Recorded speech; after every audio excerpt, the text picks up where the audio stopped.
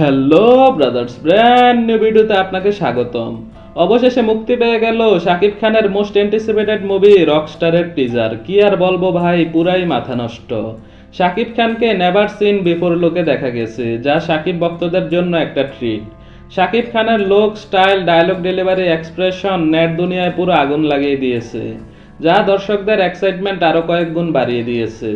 রকস্টারের teaser এক কথায় outstanding. Bangla commercial সিনেমায় এমন ভিজুয়াল আগে কখনো দেখা যায়নি। টিজার রিলিজের পর থেকে প্রায় 10-12-এরও বেশিবার টিজারটা দেখলাম। প্রথমবার যেমন ফিলিংস কাজ করেছে, তেমনি প্রত্যেকবারই নতুন নতুন স্যাটিসফ্যাকশনও কাজ করেছে। যে কথাটা হয়তো খুব একটা বলা হবে না, তবে এই ফ্রেমগুলো দেখে এত ভালো লাগতেছে যে বলে বোঝানো যাবে না। বিশ্বাস করতে কষ্ট হচ্ছে এটা আমাদের দেশের ফিল্ম।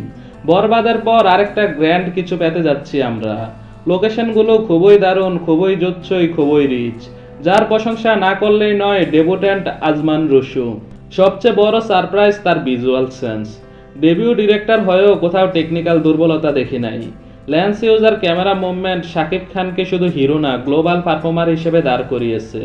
বিশাল আয়োজন, বিশাল সেট, স্টেডিয়ামের এরিয়াল থেকে গ্রাউন্ড ক্রাউডে স্মুথ ট্রানজিশন, শার্প ক্যামেরার কাজ একদম ইউনিক ফিল লাগে।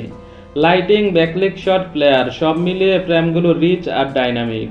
কালার গ্রেডিং শাকিব খানের রিসেন্ট অনেক মুভির চেয়েও অনেক বেশি ডিটেইলড। কন্ট্রাস্ট, শেডো দারুণ ব্যালেন্স। প্রেস কনফারেন্স আর পিয়ানোর সিনে কম্পোজিশন একদম অন পয়েন্ট। সব মিলিয়ে ডেবিউ হলেও কাজটা একদম ম্যাচিউর, টেকনিক্যালি সলিড। ধন্যবাদ শাকিব খান তরুণদের বিশ্বাস করার জন্য।